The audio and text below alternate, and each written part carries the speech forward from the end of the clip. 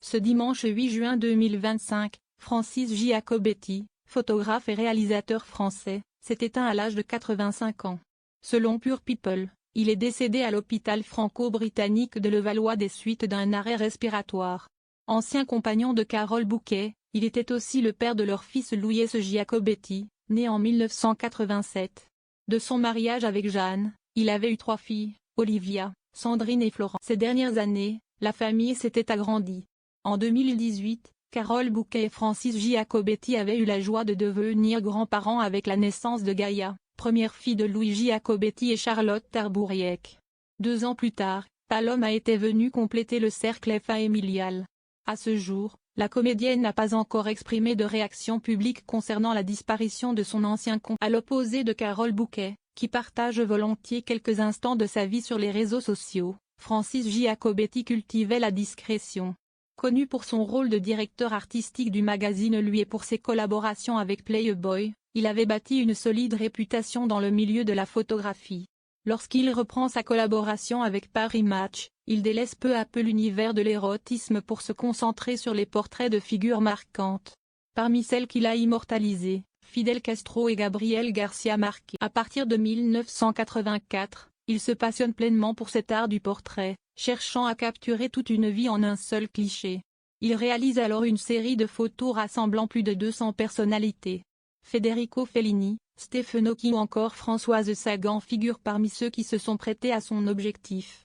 Vers la fin de sa carrière, il travaille principalement pour Marie-Claire, Paris Match et les célèbres calendriers Pirelli. Son film érotique Emmanuel l'Anti-Vierge, avec Sylvia Kristel, avait rencontré accent aigu un large succès en salle, avec plus de 2 millions. Lors de son passage dans l'émission En aparté sur Canal+ en septembre dernier, Carole Bouquet avait levé un coin du voile sur sa façon un peu particulière d'élever ses 2 fils, Dimitri Rassam, 42 ans, et Louis Giacobetti, 37 ans. Je les ai élevés avec beaucoup de monde. Ma maison était ouverte en permanence, confiait-elle. L'actrice avait poursuivi en donnant un aperçu plus concret de cette ambiance familiale. Il y avait un frigidaire où on pouvait débarquer à 40 chez moi et tous les jours effectivement débarquait énormément de. Dans le même esprit, elle avait évoqué les fameuses fêtes costumées organisées à la maison. Elle s'y prêtait volontiers au jeu en se déguisant sur le même thème que les enfants. Avec le recul, la star de Trop belle pour toi pensait offrir à ses enfants une éducation complètement normale et classique. Mais en revoyant certaines images de cette époque, elle ne peut s'empêcher de sourire. Quand je regarde les photos de petits, je n'arrête pas de les voir déguisés. Petite, Carole Bouquet a grandi dans une ambiance familiale marquée par l'absence de sa mère.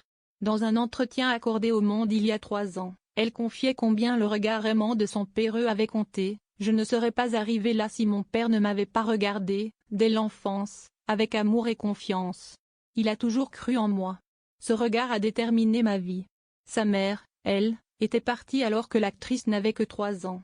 Si elle garde le souvenir du parfum des mimosas en vacances, ce bonheur n'a jamais été comblé. C'était une promesse de bonheur qui n'a jamais été tenue. Belle mais distante, sa mère n'a jamais su leur offrir l'amour attendu. Elle était très belle. Mais elle a été tout sauf une mère, n'ayant pas su nous aimer. Je ne lui en veux pas. Malgré plusieurs tentatives, la célèbre sexagénaire n'a jamais réussi à recréer de lien durable. Plus théardée, j'ai essayé de retisser un lien avec elle, mais il y avait trop de colère chez elle. De la jalousie aussi, je ne le supportais plus. Aux côtés de son père, ingénieur centralien, la vie n'était pas plus légère. Homme discret, très travailleur, il leur offrait un quotidien sobre, sans véritable vie. L'actrice césarisée se souvient, mon père était très solitaire, peu bavard.